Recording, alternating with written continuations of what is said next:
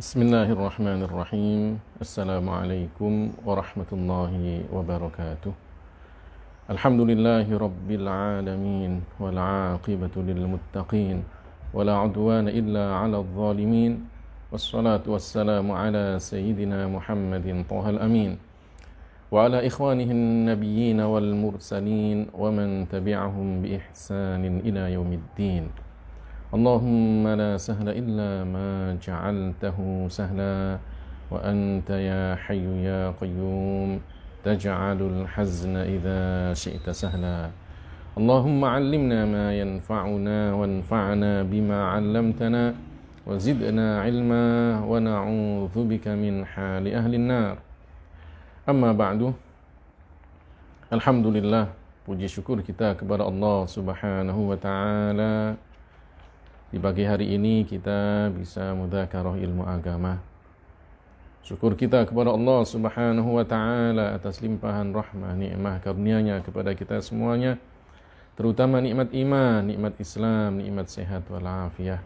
Mudah-mudahan kita senantiasa diberikan kenikmatan oleh Allah Subhanahu wa taala dan kita menjadi orang-orang yang pandai mensyukuri nikmat-nikmatnya sehingga semakin ditambahkan nikmatnya kepada kita semuanya. Salawat dan salam semoga tercurahkan kepada baginda kita Nabi besar Muhammad sallallahu alaihi wasallam. Orang yang sangat mulia, orang yang kita ingin dekat dengan beliau. Mudah-mudahan kelak kita bisa dikumpulkan oleh Allah dengan baginda kita Nabi besar Muhammad sallallahu alaihi wasallam. Para jamaah, para pemirsa, kaum muslimin dan muslimat dimanapun Anda berada, kita akan lanjutkan pembahasan tentang Al-Arba'in An-Nawawiyah ya, sampai pada hadis yang ke-30. Bismillahirrahmanirrahim. Al-haditsu tsalathun. An Abi Tha'labah Al-Hushani Jurthum ibn Nashir radhiyallahu anhu an Rasulillah sallallahu alaihi wasallam qala: Inna Allah Ta'ala farada fara'idha fala tudayyi'uha wa hadda hududan fala ta'taduha wa harrama asya'a fala tantahikuha wa sakata an asya'a rahmatan lakum ghaira nisyanin fala tabhathu anha. Hadithun hasan rawahu ad-Daraqutni fi sunanihi wa ghairuhu. Hadis yang ke-30 dari sahabat Abu Tha'labah Al-Hushani Jurthum bin Nashir, semoga Allah meridainya. Dari Rasulullah sallallahu alaihi wasallam, beliau bersabda, sesungguhnya Allah Ta'ala mewajibkan kewajiban-kewajiban, maka janganlah kalian menyepelekannya. Dan Allah Ta'ala menentukan batasan-batasan, aturan-aturan, maka janganlah kalian melanggarnya. Dan Allah mengharamkan banyak hal, maka jangan kalian melakukannya. Dan Allah tidak menurunkan hukum pada banyak hal karena rahmatnya kepada kalian, bukan karena Allah lupa. Maka janganlah kalian mencari tahu tentang hal itu yang mempersulit diri kalian. Hadis ini hasan, diriwayatkan oleh Ad-Daraqutni di dalam kitab sunannya. Jadi hadis ini diriwayatkan oleh Abu Tha'labah Al-Hushani ya, salah seorang sahabat yang ikut bersama Rasulullah sallallahu alaihi wasallam dalam Bai'atur Ridwan. Beliau ini namanya Jurthum bin Nashir. Ada banyak riwayat tentang nama beliau, sampai dikatakan ada 20 perbedaan ulama tentang nama beliau ini. Ada yang mengatakan Jurhum, tapi yang masyhur adalah Jurthum. Ya, kita tahu juga sahabat Abu Hurairah pun juga namanya, ya, nama aslinya itu kan juga banyak riwayat. Sampai banyak sekali, lebih dari 15 riwayat nama Abu Hurairah. Tapi yang terkenal kan Abdurrahman ibnu Sakhr. ada yang mengatakan Abdus Syams, ada yang mengatakan Abdurrahman bin Ghanam, ada yang mengatakan Abd bin Ghanam, dan macam-macam. Nah, begitu pula Abu Tha'labah Al-Hushani ini pun juga begitu. Namanya banyak riwayat tentang beliau, ya, tapi yang masyhur adalah Jurthum bin Nashir. Beliau ini salah seorang sahabat yang mengikuti Bai'atur Ridwan ketika Rasulullah Shallallahu Alaihi Wasallam, ya, pada tahun ke-6 Hijriah, beliau ingin membawa sahabat-sahabat beliau dari Madinah menuju Makkah untuk memuliakan atau untuk beribadah di sekitar Ka'bah. Ya, niatnya begitu, tapi kemudian ditanggapi lain oleh orang-orang kafir Quraisy. Kemudian Rasulullah Shallallahu Alaihi Wasallam yang ketika itu membawa sekitar 1.400 atau 1.500 sahabat, ya, maka kemudian beliau mengutus sahabat Utsman bin Affan untuk mengabarkan kepada orang-orang kafir Quraisy bahwa Rasulullah datang bukan untuk perang.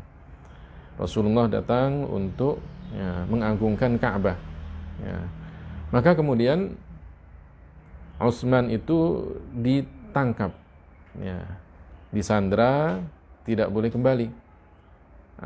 Disitulah kemudian muncul iblis dan kemudian mengatakan, oh, Utsman dibunuh oleh orang-orang kafir Quraisy. Maka kemudian Rasulullah Shallallahu Alaihi Wasallam mengajak para sahabatnya untuk berbaiat, ya, untuk membebaskan Sayyidina Utsman, ya, dari sandraan itu, dan ingin kemudian, ya, melakukan perlawanan kepada orang-orang kafir Quraisy. Turun ayat Al-Quran yang mengatakan, laqad radiyallahu 'anil mu'minina id yubay'unaka tahta asy-syajarah. Ya, sesungguhnya Allah Ta'ala telah ridha kepada apa yang dilakukan oleh orang-orang mukmin yang berbaiat kepadamu di bawah pohon. Ya, jadilah kemudian baiat waktu itu dinamakan Bai'atur Ridwan, karena mereka mendapatkan ridha dari Allah Subhanahu wa Ta'ala. Ya. Jadi Abu Tha'labah Al-Hushani ini termasuk yang ikut berbaiat kepada Rasulullah Shallallahu Alaihi Wasallam, namanya Bai'atur Ridwan. Beliau ini sahabat Rasulullah Shallallahu Alaihi Wasallam yang banyak meriwayatkan hadis. Bahkan dikatakan ada sekitar 40 hadis yang diriwayatkan oleh beliau. Dan beliau berharap ketika meninggal dunia dalam keadaan baik. Allah Subhanahu wa Ta'ala mengabulkan permohonannya. Beliau ketika itu sedang sholat, ya, dalam keadaan sujud, kemudian, ya, Allah cabut ajalnya, meninggal dalam keadaan sujud. Bahkan diceritakan putrinya ketika itu bermimpi bahwa ayahnya meninggal dunia.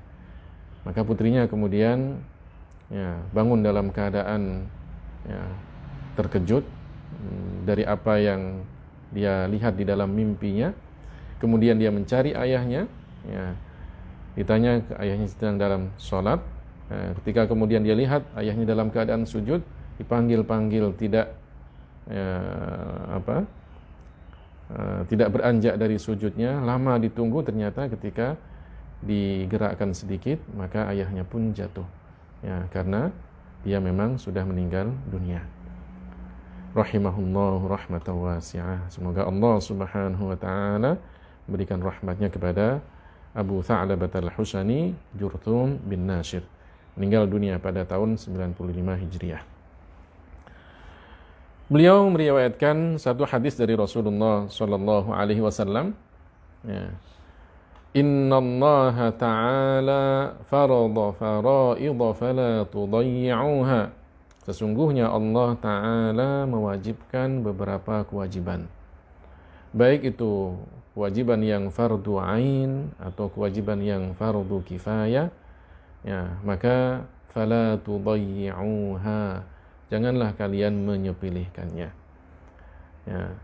Kalau itu kemudian berkaitan dengan fardu ain seperti salat, ya, puasa Ramadan, zakat bagi yang mampu, haji bagi yang mampu, ya, maka janganlah menyepelekan, janganlah meremehkan.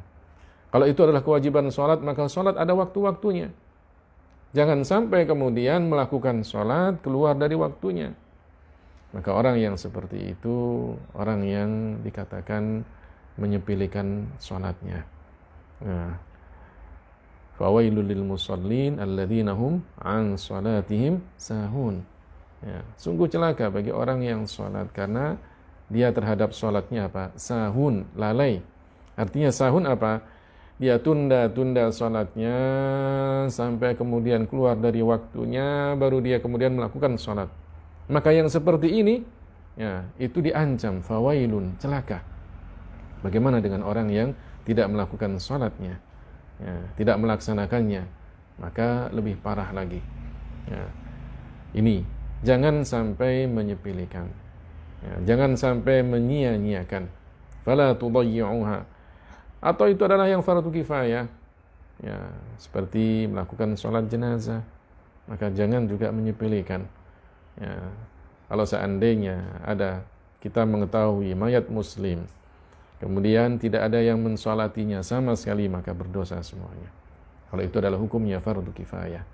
Ya, sesungguhnya Allah Subhanahu wa taala telah memberikan atau menentukan kewajiban-kewajiban, fala tudayyi'uha. Janganlah kalian menyepelekannya. Ya. Wa hadda hududan fala ta'taduha. Allah taala telah memberikan batasan-batasan, aturan-aturan. Ya, hukum-hukum. Fala ta'taduha, maka janganlah kalian melanggarnya. Ada hukuman bagi orang yang melakukan zina. Ada hukuman bagi orang yang melakukan pencurian. Ada hukuman bagi orang yang melakukan minum-minuman keras. Ada juga hukuman bagi orang yang menuduh orang lain melakukan perbuatan zina. Ya, haddul qadhf. Ya, ini artinya ada ketentuan-ketentuan dari Allah Subhanahu wa taala yang tidak boleh kemudian dilanggarnya. Ya. Para ulama mengatakan jika yang pertama, ya, kewajiban-kewajiban itu ditujukan untuk semuanya, fala tudayyi'uha, janganlah kalian menyepelekannya. Tapi yang kedua, wa hadda hududan fala ta'taduha, dan Allah taala telah memberikan aturan-aturan, maka janganlah kalian melanggarnya. Ya.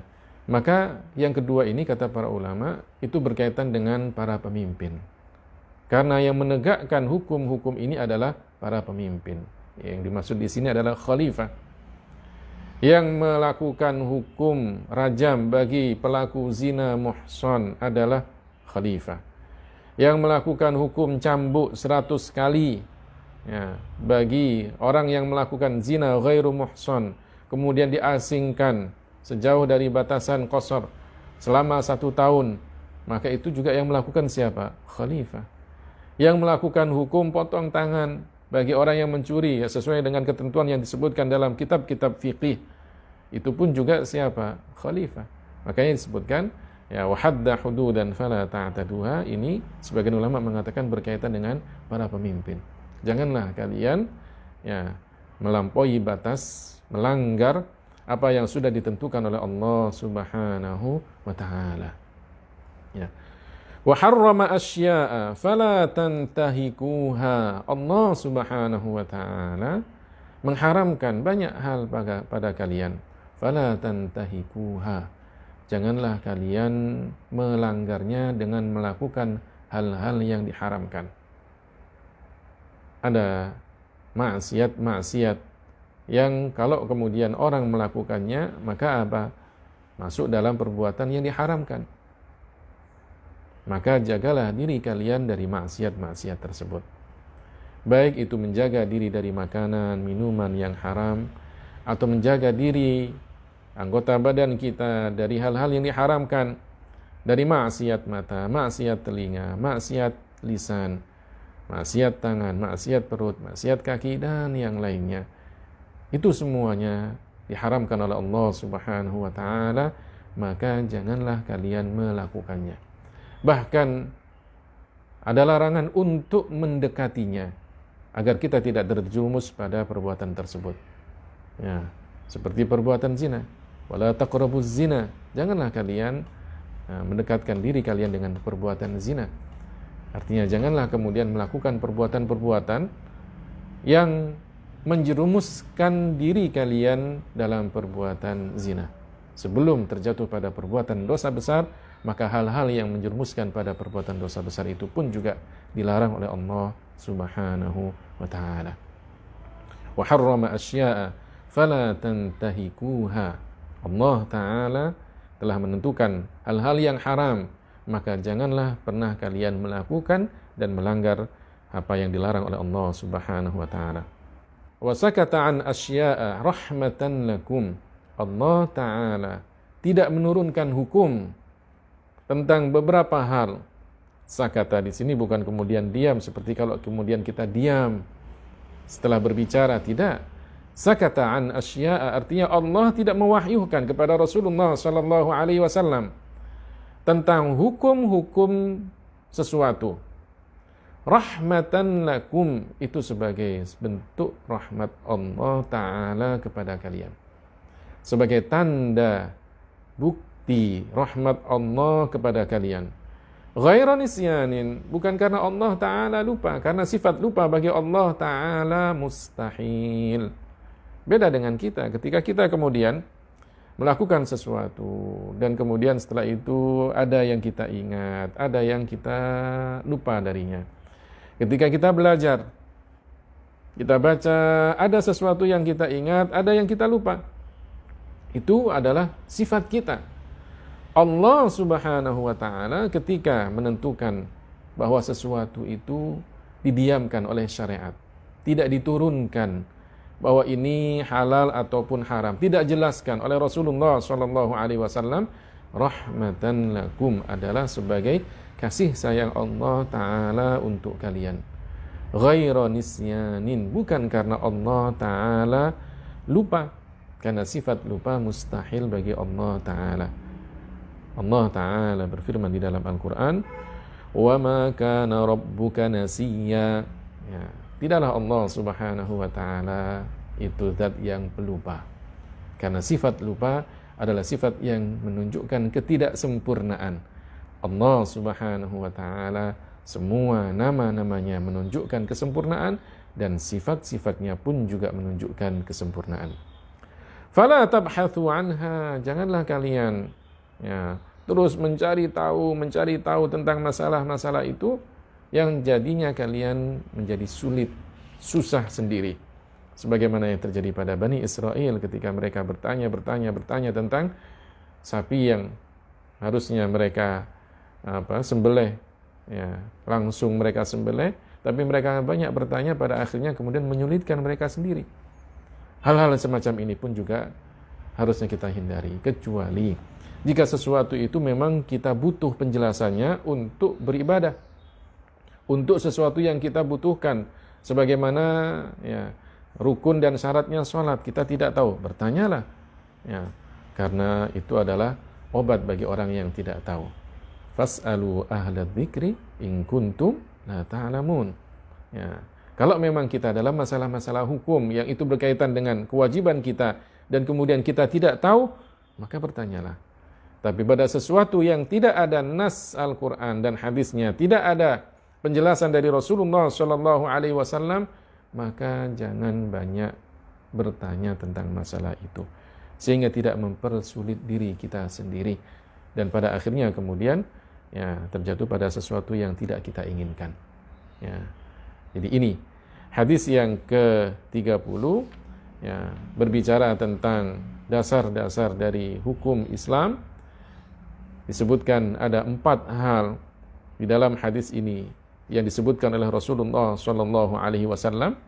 Yang pertama adalah kewajiban-kewajiban yang Allah bebankan kepada seorang mukallaf, hendaklah jangan pernah disepelekan. Yang kedua, hukum-hukum yang telah Allah tentukan, maka jangan pernah dilanggar. Yang ketiga, sesuatu yang diharamkan oleh Allah Subhanahu wa ta'ala jangan pernah dilakukan. Dan yang keempat, sesuatu yang tidak diturunkan hukumnya oleh Allah Subhanahu wa ta'ala, itu sebagai rahmat Allah Subhanahu wa ta'ala kepada kita semuanya, maka jangan pernah dicari tahu sehingga mempersulit diri kita sendiri. Hadis ini diriwayatkan oleh Al-Imam Ad-Daraqutni dan beliau mengatakan hadisnya adalah hasan.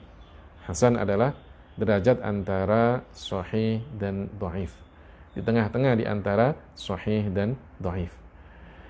Para jamaah, para pemirsa, kaum muslimin dan muslimat yang dimuliakan oleh Allah Subhanahu wa taala. Inilah di antara penjelasan dari hadis yang ke-30. Mudah-mudahan kita semuanya bisa mengamalkannya, bisa menjadikan hadis ini sebagai pegangan hidup kita di dalam menjalankan kewajiban dari Allah Subhanahu wa taala dan menjauhi larangan Allah Subhanahu wa taala. Dan pada akhirnya kita pun termasuk hamba-hamba Allah yang senantiasa bertakwa kepadanya. Amin ya rabbal alamin. Barakallahu fikum wa ahsanallahu ilaikum. Kita tutup ta'lim kita dengan bacaan tahlil, sholawat dan istighfar. La ilaha illallah. La ilaha illallah. La ilaha illallah. Allahumma salli ala Sayyidina Muhammad wa ala alihi wa sahbihi wa sallim. Allahumma salli ala Sayyidina Muhammad wa ala alihi wa sahbihi wa sallim. Allahumma salli ala Sayyidina Muhammad wa ala alihi wa sahbihi wa sallim. Rabbi ighfirli wa liwalidayya wa lilmu'minina wal mu'minat. Rabbi ighfirli wa liwalidayya wa lilmu'minina wal mu'minat. Rabbi ighfirli wa liwalidayya wa lilmu'minina wal mu'minat. Alhamdulillahirabbil alamin. Wassalamualaikum warahmatullahi wabarakatuh.